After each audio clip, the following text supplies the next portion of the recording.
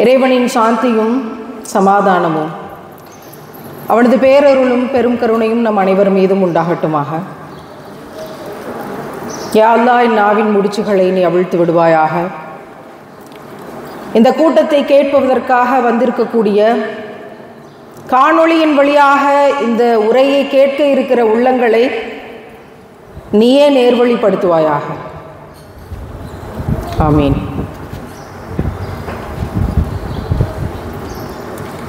நாம் எல்லா விடயங்களுக்குமே சுன்னத் பார்த்து தான் வேலை செய்வோம். நாம் உயிரினும் மேலாக நேசிக்கக்கூடிய உத்தம நபிகள் நாயகம் ஸல்லல்லாஹு அலைஹி வஸல்லம் அவர்கள் என்ன கற்பித்து தந்தாங்களோ அந்த வழிமுறைப்படி நாம் நடக்க வேண்டும் அப்படிங்கிறத எல்லா விஷயத்திலையுமே நம்ம சுன்னத் அப்படிங்கிற வழிமுறைகளைத்தான் நாம் கடைபிடிக்கிறோம். எப்படி பல்லு விளக்கணும், அந்த பல்லு விளக்குற குச்சியை நாம் எப்படி பயன்படுத்தணும், எந்த பக்கம் திரும்பி தூங்கணும், டாய்லெட்குள்ளே போகிறதுக்கு முன்னாடி என்ன சொல்லணும், வெளியே வரும்போது என்ன சொல்லணும், எப்படி குளிக்கணும், குளிப்பு கடமைகள் என்ன, எல்லாவற்றுக்கும் அன்றாட வாழ்க்கையில் தண்ணி குடிக்கிறதுலேருந்து சாப்பிட்றதுலேருந்து எல்லாவற்றையுமே சுன்னத்து பார்த்து தான் நம்ம செயல்படுவோம். மாஷா அல்லாஹ். ஆனால் பெரிய பெரிய விவகாரங்கள் என்று வருகிற போது சுயநலத்தை தூக்கி போடு, பொதுநலத்தோடு செயல்படு, இந்த சமூகத்தை நேர்வழிப்படுத்த வேண்டிய அவசியம் இருக்கிறது, பெண் பிள்ளைகள் பாதுகாப்போடு இருக்க வேண்டிய ஒரு பெரிய முக்கியமான காலகட்டத்தில் இருக்கிறோம், அதுக்கு நீங்கள் தான் ரோல் மாடல்ஸாக இருந்து மற்றவங்களுக்கு வழிகாட்டணும். மஹர் அப்படிங்கிற விஷயங்கள் ஆண் தான் கொடுத்து கட்டணுமே தவிர பெண்ணிடம் இருந்து எடுத்து கட்டக்கூடாது. நகை, பணம், வீடு எல்லாமே அதுக்குள்ள அடக்கம்தான். இந்த மாதிரியான பெரிய பெரிய விஷயங்கள்லாம் நாம் சுன்னத் என்பதை ஏதோ ஒரு வகையில் தவற விடக்கூடியவர்களாக பல இடங்களில் தொடர்ந்து பார்த்துக்கிட்டு இருக்கோம். இதுக்கு நடுவில் 4 கல்யாணம் பண்ணலாம் ஒரு ஆண், மார்க்கத்தில் அனுமதி உண்டு. எதற்காக இவையெல்லாம் சொல்லப்பட்டன? ஒருவனுக்கு ஒருத்தி அப்படிங்கிற விஷயம் இஸ்லாம்ல மட்டும்தான் உறக்க சொல்லப்பட்டிருக்கு. குர்ஆன் வழியாக நீதமாக நடக்க முடியாது, சமமாக நடத்த முடியாது அப்படின்னா ஒன்றோடு நிறுத்தி சூழ்நிலைகள் என்ன அப்படிங்கிறதெல்லாம் மார்க்க அறிஞர்கள் நிறைய பேசிக்கொண்டு தான் இருக்காங்க. நம்ம தான் பெரிய பெரிய விஷயங்கள்ல சுன்னத்தை விட்டுறோமே. அப்படி பாதிக்கப்படக்கூடிய பல பெண்கள், ஒரு திருமணம் அடுத்து ஒரு திருமணம், சரி இந்த வாழ்க்கையும் போச்சு, பிழைச்சு போச்சு, சரி என்ன செய்யறது, அதோட விட முடியுமா, அடுத்து ஹலாலான ஒரு உறவை தேடணும் அப்படிங்கிற ஒரு முயற்சியில எத்தனை பெண்கள் பாதிக்கப்படுறாங்க. இந்தியாவை போல குடும்ப வன்முறையில் வெளியில சொல்லவே முடியாத அளவுக்கு வன்கொடுமைகள் வேறு எந்த நாட்டிலும் இல்லை என்பது இந்தியாவோட மிகப்பெரிய ரெக்கார்டு. அது இஸ்லாமிய சமூகத்தில் மட்டும் இல்லை, நான் ஒரு சமூகத்தில் இருந்து வந்தவள், அந்த சமூகத்திலும் சரி மற்ற சமூகத்திலும் சரி வெளியிலேயே சொல்ல முடியாத குடும்ப வன்முறைகள். அது என்னங்க, பாலியல் வன்கொடுமை, வெளியே பஸ்ல வச்சு அபியூஸ் பண்ணி கொலை பண்றாங்க, சின்ன குழந்தைகளை கடத்தி கொண்டு போய் வன்முறை, பாலியல் வன்கொடுமை, அது என்ன குடும்ப வன்முறை? நாம் யாரை நம்பி இருக்கோமோ அவங்களே நம்மளை கொஞ்சம் கொஞ்சமாக கொலை செய்வது. கணவனை நம்பி இருப்போம், கொஞ்சம் கொஞ்சமாக கொலை செய்வது, கொஞ்சம் கொஞ்சமாக கொடுமை செய்வது, கொஞ்சம் கொஞ்சமாக அந்த பெண் மீது சர்வ சாதாரணமாக அடிமைத்தனத்தை ஏவி விடுறது. உனக்கு ஒன்றும் தெரியாது, நீ வாயை மூடிக்கிட்டு சும்மா இரு, நீ வாயே திறக்க கூடாது. அது என்ன, ஆண்களுக்கு முன்னாடி குரலை ஒசத்தி பேசுற அளவுக்கு அவ்வளோ பெரிய தைரியம் அவங்களுக்கு? இது எந்த மார்க்கம் சொல்லி கொடுத்தது அப்படின்னு குலா கேட்டு ஒருத்தி போயிருக்கா ஜமாத்துக்கு. அந்த ஆண் பல பெண்களோடு தொடர்பு, 2 பச்சை பெண் குழந்தைகளை வச்சுக்கிட்டு அந்த ஊர்ல யாருமே துணைக்கு கூட அந்த ஜமாத்துக்கு போறதுக்கு, அந்த விசாரணைக்கு போறதுக்கு உதவல. அந்த சிச்சுவேஷன்ல அந்த பெண் போய் நிற்கிற போது உதவிக்கு கூட ஒரு பெண் கூட வரல. காரணம் என்ன தெரியுமா? எங்க வீட்டு ஆம்பளை போகக்கூடாதுன்னு சொல்லிட்டாருமா, எங்க அண்ணன் போகக்கூடாதுன்னு சொல்லிட்டாரு, என் தம்பி போகக்கூடாதுன்னு சொல்லிட்டான், இதை மீறி எங்களால் வர முடியாது என்று சொல்லக்கூடிய அந்த பெண்கள், அந்த பெண் இஸ்லாத்துக்கு புதிதாக வந்தவள், போய் அந்த சபையில் சந்திச்சு, தனியொருத்தியாக போய் சந்திச்சு, இந்த மாதிரியான விஷயம். நான் அல்லாஹ்வுக்காகத்தான் நான் இஸ்லாத்தை ஏற்றுக்கொண்டு வந்திருக்கிறேன். இவர் பல பெண்களோடு தொடர்பில் இருக்கிறாரு, என்னால் இருக்க முடியாது, என் பெண் குழந்தைகளை நான் பார்த்துக்கொள்கிறேன், நீங்கள் குலாவை அங்கீகரிக்க முடியாதுன்னு ஒரு கடைசியில் ஏதோ ஒரு சின்ன நோட்டில் எழுதி தர மாதிரி ஒரு பேப்பரில் எழுதி கொடுத்து நீ போலீஸ் ஸ்டேஷனுக்கு போய்க்கோமா அப்படின்னு சொல்லி 12 பேர் கொண்ட ஒரு ஜமாத்தினுடைய சபை சொல்லி அனுப்புகிறது. அவள் அவ்வளோ மன உளைச்சல்ல வெளியே வர்றாள்.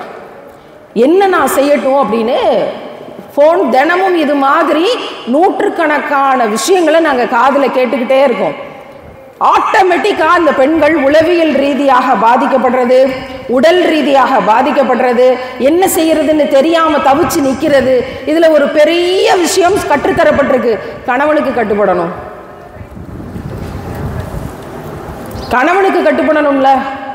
இங்கே கணவருக்கு கட்டுப்படலைன்னா எந்த சொர்க்கத்தின் வாசல் வழியாகவும் உள்ளே போக முடியாது, தெரியும்ல. கணவர் காலடியில் தான் சொர்க்கம் கிடக்கு, தெரியும்ல.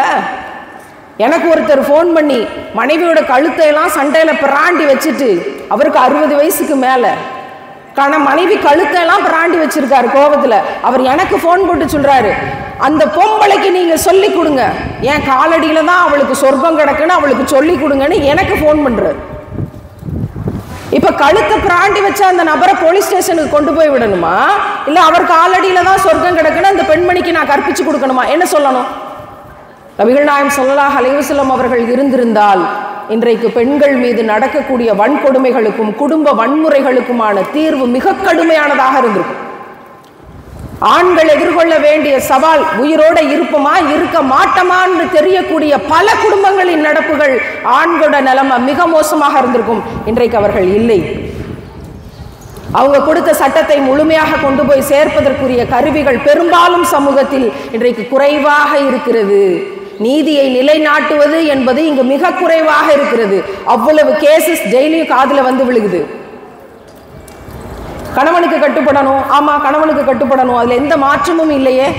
என்ன மாதிரியான கணவனாக நீங்கள் இருக்க வேண்டும்? அப்படிப்பட்ட கணவனுக்கு இந்த பெண் கட்டுப்பட்டவளாக இருக்க வேண்டும். எந்த மாதிரியான கணவர்? ஒரு கெட்ட வார்த்தை பேசாத கணவர்னு சொல்ல முடியுமா? பொண்டாட்டி அடிக்காத கணவர்னு சொல்ல முடியுமா? பெண்ணை அடிமைப்படுத்தாத கணவர்னு சொல்ல முடியுமா? அந்த பெண்ணுடைய படிப்பையும் அவளுடைய உரிமையையும் தடுக்காத கணவர்னு சொல்ல முடியுமா? ஹராஸ்மெண்ட் அப்படிங்கிறதுல வீழ்த்தாத கணவர்னு சொல்ல முடியுமா? மகரை உயிருக்கும் மேலாக பேணி மகர் அடிப்படையில தான் திருமணம் நடந்தது. பெண் வீட்டிலிருந்து நான் வீடு வாங்கல, தங்கம் வாங்கல, எந்த விதமான பொருட்களையும் வாங்கவில்லை என்று சொல்லக்கூடிய கணவன் சொல்ல முடியுமா? இரண்டாம் முறையை பார்வை தாழ்த்தி கொண்ட கணவர்கள் என்று பட்டியலில் அத்தனை பேரையும் சொல்ல முடியுமா? இந்த சமூகத்தில் கொடுமைகள் நடக்கும் போது நன்மையை விதைத்து தீமையை தடுக்கிறதுக்கு முதல் ஆட்களாக எந்திரிச்சு போக வேண்டிய கடமை நமக்கு இருக்குது. அப்படின்னு எல்லாரும் ஃபஜ்ருக்கு பள்ளிவாசல்ல போய் தொழுது, ஃபஜ்ருக்கு பள்ளிவாசல்கள் அத்தனையிலையும் கூட்ட நெரிசலாக இருக்குது அப்படின்னு சொல்ல முடியுமா? பள்ளிவாசல்கள் எல்லாம் ஃபஜ்ர் பொழுதுகளுக்கு ஆண்களின் கூட்டத்தால் நிறைந்து கிடக்கிறதா? எங்களுடைய ஈமான்தாரிகள் எங்கே? அப்படிப்பட்ட கணவன்மார்கள் இருந்தால் அந்த கணவன்மார்களுக்கு இந்த பெண் கட்டுப்பட்டவளாக கண்டிப்பாக இருக்கணும். அப்படி இருந்தா நீங்க சொல்லலாம். ஆனா கணவன்மார்கள் அப்படி இருக்க மாட்டாங்களா? பல இடங்கள்ல சுயநலம், பல இடங்கள்ல மோசமான வன்மமான எண்ணங்கள், பல இடங்கள்ல 4 கல்யாணம் பண்ணுவேன், 10 கல்யாணம் பண்ணுவேன், தேவைப்பட்ட தலாக் கொடுத்துக்கிட்டே வருவேன். 1 தலாக், 2 தலாக், 3 தலாக், 4 தலாக், 5வது கல்யாணம் பண்ணிக்கிருவேன். எத்தனை சிஸ்டம்ஸ் தெரியுமா இந்த மாதிரி? இந்த பெண்கள் எல்லாம் அவ்வளவு தூரம் மன உளைச்சலுக்கு ஆளாகிறாங்க. நான் இந்த சமூகத்தில் மட்டும் சொல்லலை, இந்து சமூகமாக இருந்தாலும் சரி, கிறிஸ்துவ சமூகமாக இருந்தாலும் சரி, வேறு எந்த சமூகமாக இருந்தாலும் சரி, ஒரு பக்கம் இந்த மாதிரி, இன்னொரு பக்கம் ஹலால் என்பது என்னன்னு பெண்களுக்கு தெரியாத மிக மோசமான சூழ்நிலைகள். உடையாக இருக்கட்டும், உணவாக இருக்கட்டும், உறவாக இருக்கட்டும், உணர்வாக இருக்கட்டும், எது ஹலால், எது பேணுதலான ஹிஜாப், எது பேணுதலான ஃபர்தா, எது பேணுதலான பேச்சு, எது பேணுதலான உணவு, எது பேணுதலான வாழ்வியல் முறை, எங்க வேணா போங்க, என்ன வேணா செய்யுங்க, ஹலாலா நில்லுங்க. ரசூலுல்லாஹ் சொன்ன முறைக்கு மாறாக ஒரு விஷயம் நடக்குதா, அந்த விஷயம் வேண்டாம், தூக்கி போடுறேனா அப்படின்னு சொல்லக்கூடிய வைராக்கியம் மிகுந்த சமூகம் பெண்களுக்கு ஒரு பக்கம் இருக்கானா, அவங்கள அவேர்னஸ் பண்ணி அதை படிப்பாக சொல்லி கொடுத்து அவங்கள்ட்ட அதை கொண்டு போய் சேர்க்கிறது ஆகப்பெரிய சேலஞ்சா இருக்கு.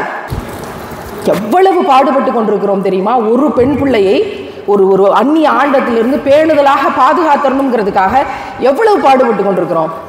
அந்த வீடு, அந்த 4 ரூமு, அந்த செங்கல் சுவர், இதுக்குள்ளேயே இருந்து அடைஞ்சு போய் எல்லா விதமான வார்த்தைகள்லையும் அபியூஸ், வெர்பல் அபியூஸ்ன்னு சொல்றாங்களே, அதை கேட்டு கேட்டு அப்படியே செத்துறாம, வாங்க வெளியில வாங்க, இந்த வெளிக்காத்துல வந்து கொஞ்ச நேரம் விளையாடுங்க.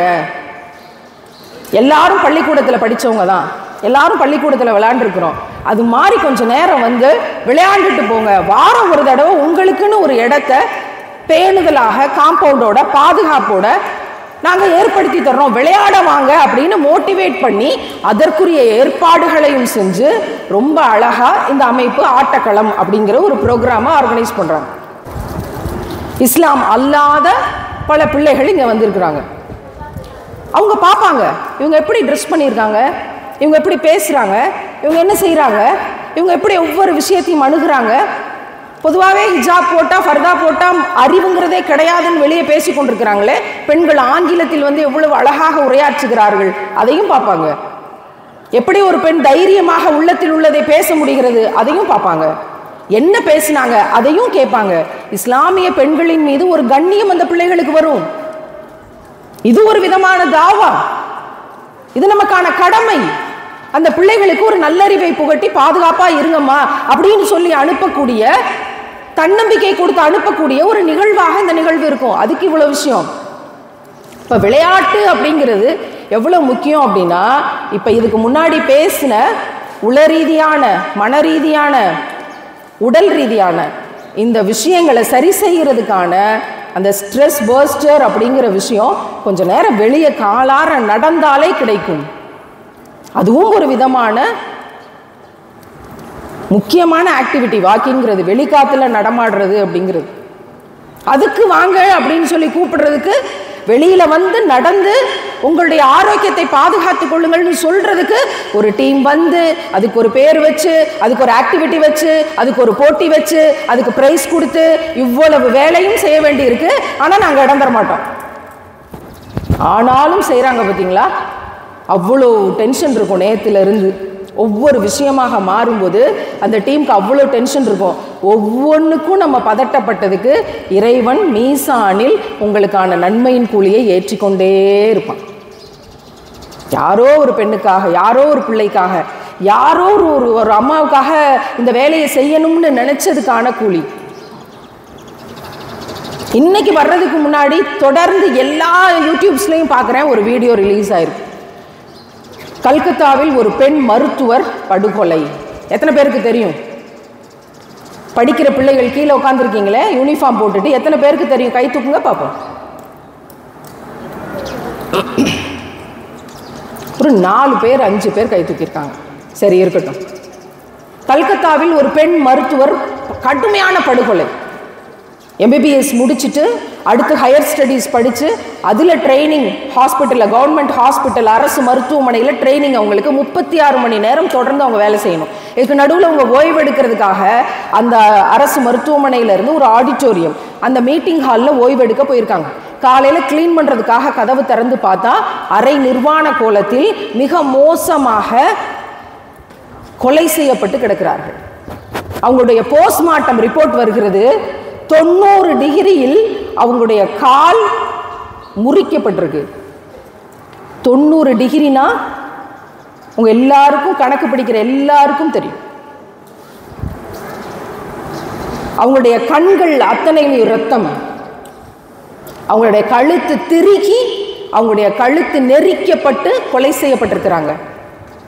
போஸ்ட்மார்ட்டம் ரிப்போர்ட் படி ஒரு ஆண் இல்லை, பல ஆண்கள் சேர்ந்து இந்த வன்கொடுமை நடந்திருக்க வேண்டும்.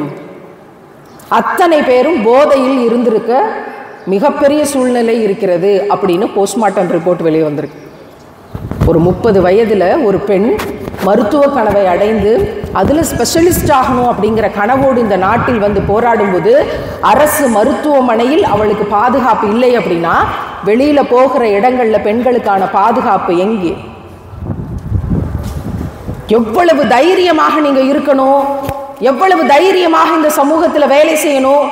எவ்வளவு துணிச்சலாக எதிர்கொள்ள வேண்டி இருக்கு அப்படிங்கிறத சொல்லிக் கொடுக்க வேண்டிய அவசியத்தில் இந்த அரங்கம் இருக்குது. இன்னைக்கு போய் வாங்க இதுக்கு ஒரு போராட்டத்தை முன்னெடுப்போம் அப்படின்னு நம்ம சொல்றோம்னு வச்சுக்கோங்களேன், இதுக்கான அவேர்னஸ் ஸ்கூலுக்கு ஏற்படுத்துவோம், காலேஜுக்கு இதை பற்றி பேசுவோம், வாங்க இதை என்ன நடந்திருக்குங்கிறத பிள்ளைகளிடத்தில் சொல்லணும் அப்படின்னு ஒரு ஸ்டாண்ட் எடுக்கிறோம்னா எத்தனை பேர் நாம் போராட்ட காலத்துக்கு போக முடியும்? எத்தனை பேர் போவோம்?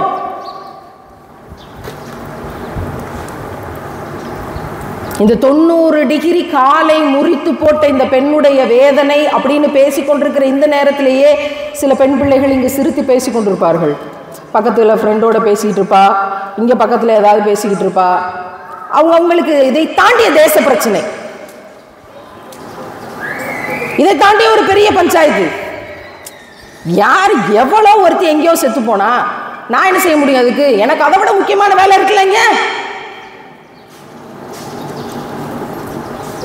யாரோ ஒரு பெண்ணுக்கு எங்கேயோ நடந்ததுக்கு அப்படிங்கிறத இஸ்லாத்துல எங்கேயுமே சொல்லப்படல. இறைவன் கண்டிப்பாக கேள்வி கேட்பான். திருக்குர்ஆன்ல அந்த வசனம் உண்டு, உயிரோடு புதைக்கப்பட்ட குழந்தைகளை அல்லாஹ் கூப்பிட்டு விசாரிப்பான், அந்த பிள்ளைகளை கூப்பிட்டு. ஏன்? நியாய தீர்ப்பினுடைய வலிமையை சொல்லுவதற்காக. அதே மாதிரி தான் கல்கத்தா, நீங்க வாழக்கூடிய சமூகத்துல, நீங்க வாழக்கூடிய நாட்டுல ஒரு இடத்துல இப்படி ஒரு பெண்மணிக்கு நடந்துச்சே, என்ன செஞ்சீங்க? அல்லாஹ் முஸல்லால இருந்து நான் துவா செஞ்சேன், அதை சொல்லுவதற்காவது நமக்கு பதில் இருக்கணும். அதை ஒருத்தவங்க பேசிக்கிட்டு இருந்தாங்க, நான் இங்கே பேசிக்கிட்டு தான் இருந்தேன், எனக்கு என்ன அதனால? எவ்வளோ எங்கேயோ செத்த வழியை நான் எப்படி உணர முடியும்? எனக்கு அது விளங்கலை. ஒன்றுமே செய்ய முடியாது. இவற்றையெல்லாம் தாண்டி நாம் எவ்வளவு பாதுகாப்பாக இருக்கணும், எவ்வளவு பேணுதலாக ஒரு விஷயத்தை அணுகணும், எவ்வளவு தைரியமாக தன்னம்பிக்கையாக இருக்கணுங்கிறதுக்கு வாங்க உங்களுடைய உடல் நலத்தை முதல்ல வலிமையாக வச்சுக்கிட்டா தான் உள்ள நலத்தை வலிமையாக வைத்துக் கொள்ள முடியும். இந்த ஹராஸ்மெண்ட், அபியூஸ் அப்படிங்கிறத தாண்டி பாதிக்கப்படுற முதல் விஷயம் உடல். பெண்களுக்கான உடல். ஒவ்வொருத்தருக்கும் இருக்கிற சுகருக்கு பின்னாடி, கொலஸ்ட்ராலுக்கு பின்னாடி, ஒவ்வொருத்தருக்கும் இருக்கிற பிபிக்கு பின்னாடி, ஒவ்வொருத்தருக்கும் இருக்கிற பல்வேறு பிரச்சனைகளுக்கு பின்னாடி, உடல் ரீதியான அத்தனை கொலஸ்ட்ரால் பிரச்சனைகளுக்கும் பின்னாடி ஏதோ ஒரு விதத்தில் அவளுக்கான அடக்குமுறை என்பது இருக்கிறது. அது மறுப்பதற்கே இல்லை. இந்த சமூகம் ஆணாதிக்க சமூகம்தான். ஏதோ ஒரு வகையில் அது வெளிப்பட்டு கொண்டே இருக்கிறது. அப்ப இந்த உடல் ரீதியான ஃபிட்னஸ் நீங்க எப்படி சரிப்படுத்த முடியும்? வெளியில வந்து நடந்து, வெளியில வந்து விளையாடி, உங்கள் பிள்ளைகளை அதுக்கு மோட்டிவேட் பண்ணி கூட கூட்டிட்டு போங்க, விளையாடுங்க. இஸ்லாமிய பெண்மணி ட்ரௌசர் போட்டுக்கொண்டு, ஒரு டைட்டான டிஷர்ட்டை போட்டுக்கொண்டு சேட்டலைட் சேனல்களின் முன்னாடி, வீடியோக்களின் முன்னாடி கபடி விளையாடுவதற்கு அனுமதி இருக்கிறதா என்று கேட்டால் அனுமதி இல்லை. நான் இஸ்லாமிய பெண்மணிகளுக்கு என்று சொல்லல, நீங்க எந்த சமூகத்து பெண் பிள்ளைகளாக இருந்தாலும் ட்ரௌசர் போட்டுக்கொண்டு, டைட்டான டிஷர்ட்டை போட்டுக்கொண்டு நீங்கள் கபடியை விளையாடாதீர்கள். டிஷர்ட்டை லூஸா போடுங்க, ட்ரௌசருக்கு பதிலாக ஒரு ட்ராக்ஸ் போடுங்க.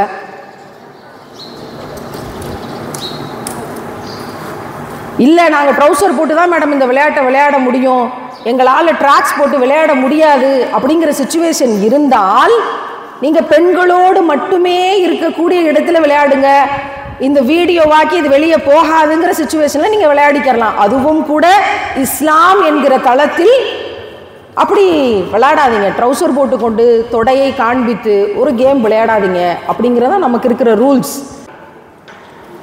எந்த விளையாட்டை நாம் தேர்வு செய்கிறோம்? இங்கே வந்து கபடியும் கேம் இருந்துச்சு, அதே மாதிரி கோகோவும் இருந்துச்சு. கபடியினுடைய ரூல்ஸ் அண்ட் ரெகுலேஷன் காலை வாருவது, அப்படிதானே? ஆமாம், காலை வாரி விடுவது. ஆனால் இந்த கோ கொடுக்கறது அப்படிங்கிறதுல வேகமாக ஒரு பிள்ளை ஓடிக்கிட்டு இருக்கோம். அப்படி வேகமாக ஓடிக்கிட்டு இருக்க பிள்ளைக்கு ஒரு ஆறுதல் படுத்தி, நீ இரு நான் கண்டினியூ பண்ணுறேன் அப்படின்னு சொல்லி அடுத்து ஓடி அந்த தொடர் ஓட்டம் நடக்கும். அப்போ எந்த ஓட்டத்தை நாம் தேர்வு செய்யலாம்? காலை வாரி விடக்கூடிய அப்படிங்கிற ஒரு விஷயத்தை செலக்ட் பண்ணலாமா, இல்லை இந்த விளையாட்டை செலக்ட் பண்ணலாமா? நமக்கு தேவை ஃபிட்னஸ், நமக்கு தேவை உடல் ஆரோக்கியம், நமக்கு தேவை நம்ம ஸ்டேபிளாக இருக்கணும், நமக்கு தேவை நம்முடைய ஆரோக்கியத்தை நம்ம மெயின்டைன் பண்ணணும், நமக்கு தேவை உள்ள தைரியத்தோடு இருக்கணும், நமக்கு தேவை ஹலாலாக இருக்கணும்.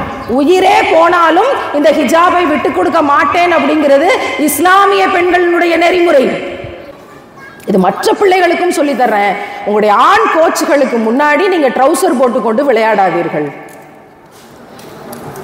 நான் சின்ன பிள்ளையாக இருக்கும்போது கபடி டீம்லையும் கபடி பல மேட்சுகளையும் எங்கள் அப்பா ஃபிசிக்கல் டைரக்டர், எங்கள் அப்பா வந்து ஹாக்கி கோச், பலவேறு விதமான கோப்பைகளை ஒரு டீம் கிரியேட் பண்ணி அதில் பெண் பிள்ளைகளும் விளையாடி இருக்கிறாங்க. அவ்வளோ ஒரு வலிமையான ஹாக்கி டீமையும் அவ்வளோ வலிமையான விஷயங்களையும் எங்கள் அப்பா உருவாக்கியிருக்காங்க. எங்களுக்கு ஹாக்கி சொல்லி கொடுத்தாங்க, நாங்கள் ஹாக்கி விளையாண்டுருக்கிறோம். பலவேறு கோப்பைகள் பலவேறு விஷயங்களை கடந்து தான் நாங்கள் வந்திருக்கிறோம். அவ்வளவும் தாண்டி இருக்கும்போது இஸ்லாம் என்கிற தளம் பாதுகாப்பை முதலில் உறுதி செய்ய சொல்லுது, பேணுதலை உறுதி செய்ய சொல்லுது. அந்த விடயத்தில் நாம் மிக கவனமாக இருக்க வேண்டும் அப்படிங்கிறத இந்த அரங்கத்தின் வாயிலாகவும் நான் சொல்ல கடமைப்பட்டிருக்கிறேன். சில பள்ளிகள் கல்லூரிகளில் பல விளையாட்டுகளுக்கு ஆண் கோச்சுகளை பெண்களுக்கு நியமிப்பதாக கேள்விப்படுகிறோம்.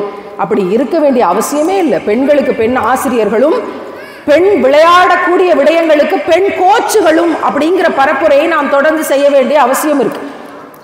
ஒரு பெண் பிள்ளைகள் விளையாடக்கூடிய கோச் வந்து ஒரு பெண் கோச் இருந்தால் இன்னும் சௌகரியம் தானே, இன்னும் நிம்மதியாக விளையாடலாமே, இன்னும் ஈஸியாக இருக்குமே.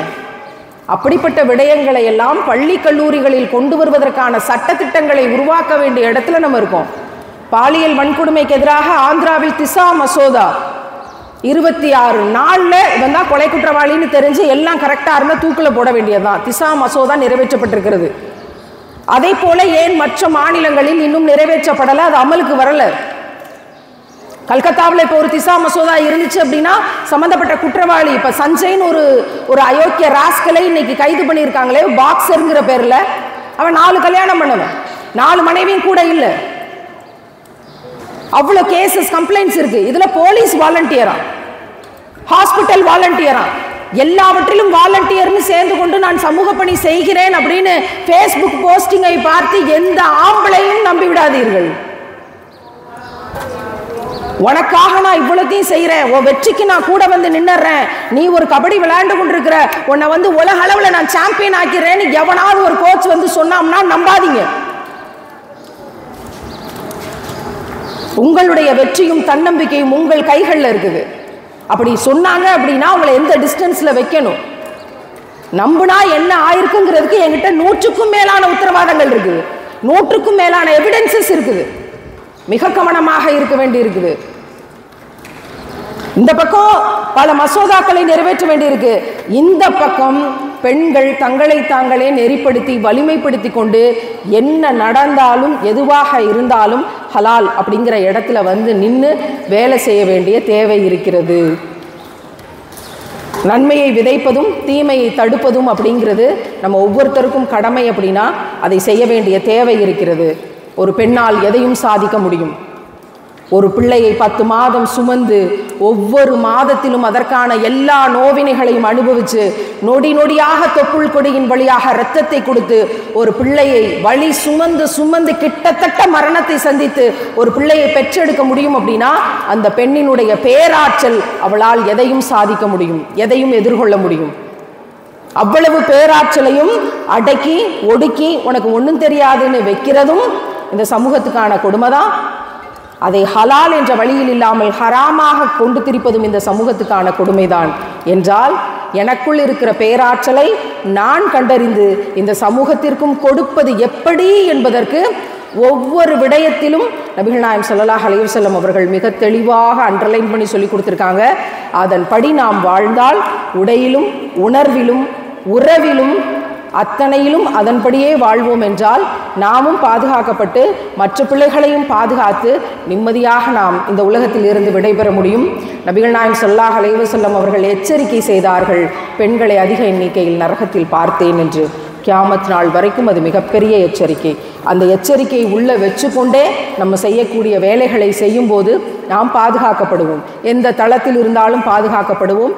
அந்த பாதுகாப்பை அடைவதும் தன்னம்பிக்கையை பெறுவதும் உடல் ரீதியான பலத்தை பெறுவதும் மன ரீதியான பலத்தை பெறுவதும் நம் கைகளில் இருக்கிறது.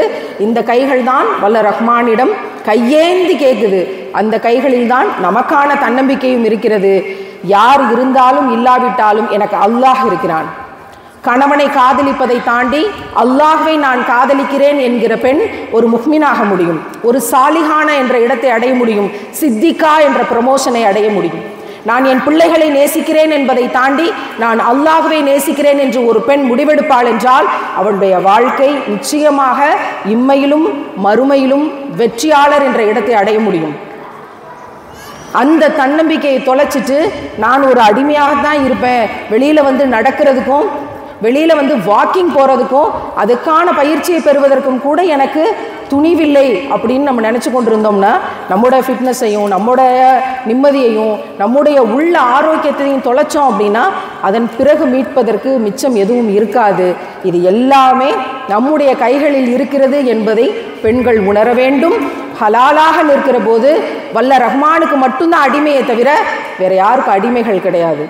எல்லாரையும் நான் நேசிக்கிறோம், கணவனுக்கு கட்டுப்படணும், பிள்ளைகளை பார்த்துக்கிறணும், பொறுப்பும் கடமையும் இருக்கிறது. ஆனால் அல்லாஹ்வுக்கு தான் அடிமையை தவிர எந்த பெண்ணும் கணவனுக்கு அடிமை கிடையாது. இந்த விஷயத்தை உணர்ந்தாலே பலவேறு சிக்கல்களுக்கு தீர்வாக பலவேறு விடயங்களுக்கு உங்களுக்கே விடை கிடைக்கக்கூடிய விடயங்களை வல்ல ரஹ்மான் உங்கள் கைகளில் தருவான். அப்படி தரட்டும் என்று துவா செய்தவளாக நிறைவு செய்கிறேன். அஸ்ஸலாமு அலைக்கும்.